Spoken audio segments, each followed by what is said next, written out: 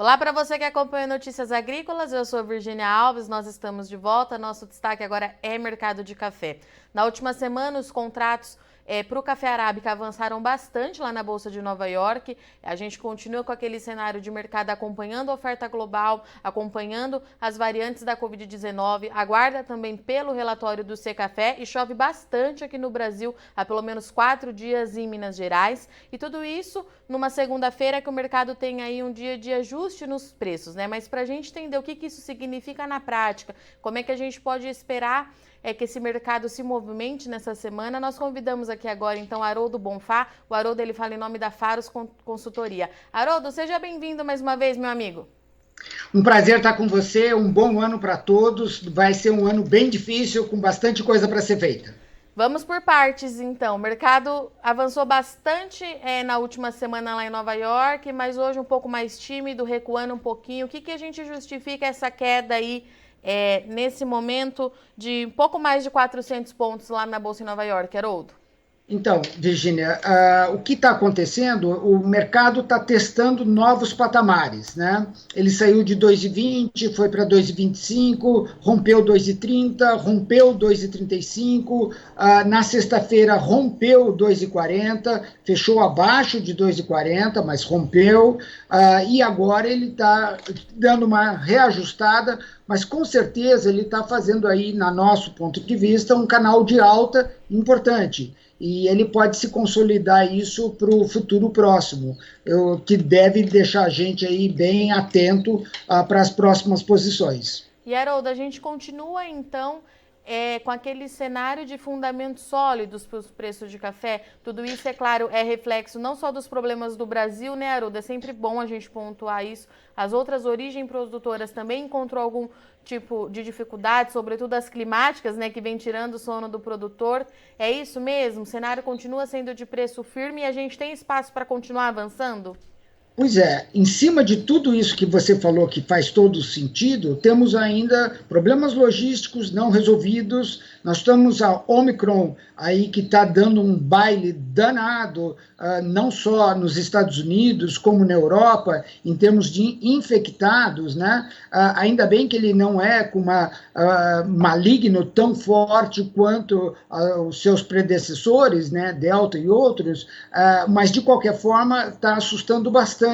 Isso, de alguma maneira ou de outra, pode afetar consumo, uma vez que podem as restrições voltarem, né? Agora, toda essa análise só corrobora esse conceito, que nós temos que ficar muito atentos sobre esse conceito de quanto que nós vamos ter de café disponível para embarcar nos próximos períodos, né?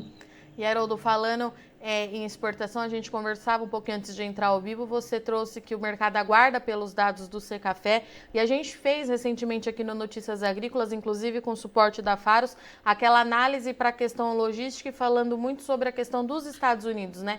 Nosso principal parceiro comercial, refletindo, os gargalos logísticos refletem muito a queda lá em Nova York dos estoques certificados. Como é que você tem avaliado isso? É preocupante? É um cenário de alerta? Como é que a gente explica isso para o produtor?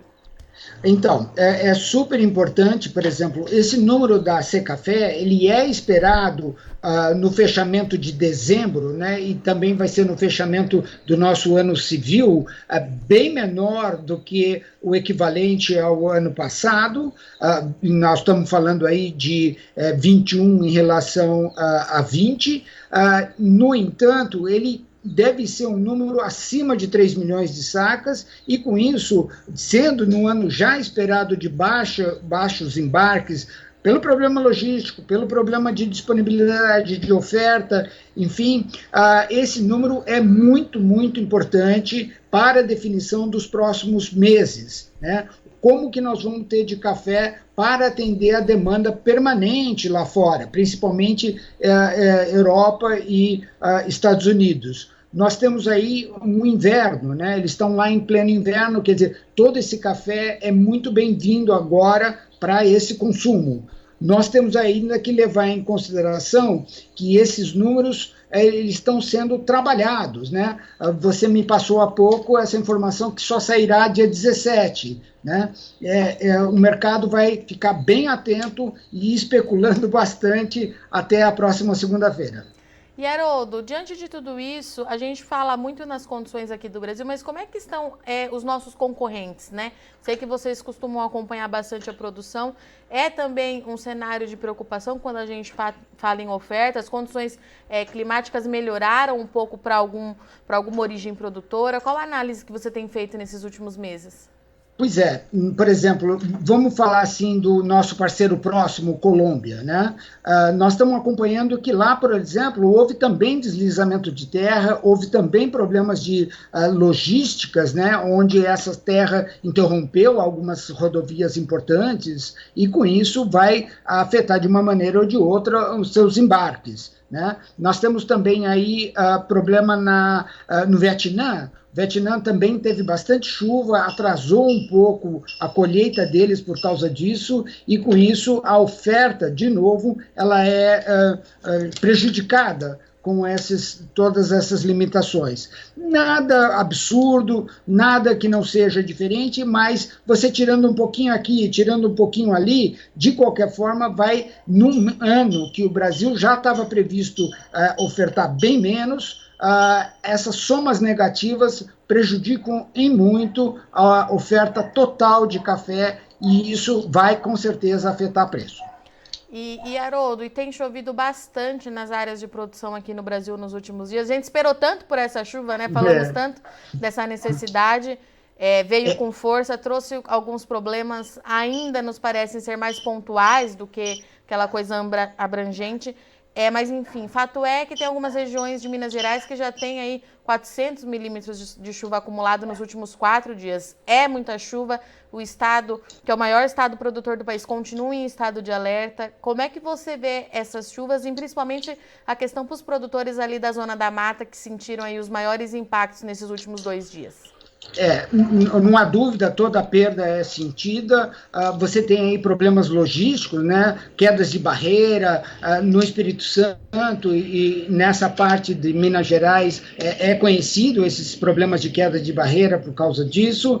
Você tem o solo que ele é lavado, ou seja, todos os nutrientes, tudo que você tinha jogado, etc., ele é lavado, ou seja, você terá que recompor esses nutrientes, isso é custo, mas de qualquer forma, para a planta, no geral, é muito bem-vindo essa água. Mesmo que seja um pouquinho a mais, não é um absurdo, janeiro é um mês de forte incidência pluviométrica, incidência assim, pontual, onde em algum lugar você tem aí um rompimento, nós acompanhamos aí rompimentos de barreiras importantes, né, de barragens, né, não de barreiras, mas de barragens. Então, é lamentável, mas enfim, não é incomum nessa época do ano. O que a gente tem que ficar muito atento é como que a planta vai reagir a isso. Água com sol é perfeito, ela adora e com isso tem uma produtividade que pode refletir positivamente se a gente falar aí 23, 24, né? Que já temos que ficar atento sim, já está chegando esse momento. E Haroldo, falando um pouquinho no mercado físico, como é que o produtor tem se comportado, né? Ele continua com aquele esquema de segurar mais o café, esperar para ver o que vai acontecer. A gente está aí nessa fase de enchimento de grãos, o produtor entendendo melhor como é que a planta justamente responde, né? A seca prolongada, as geadas, enfim, como é que tem sido esses últimos dias? O mercado físico segue travado ou tem apresentado mais movimentação? Eu acho que a gente tem que dividir isso com várias fases, né? Nós temos, assim, falar qualquer coisa de curtíssimo prazo, para os 4, 5 meses para ir lá frente, temos que falar 22 inteiro e temos que já falar 23, né? Como eu acabei de mencionar.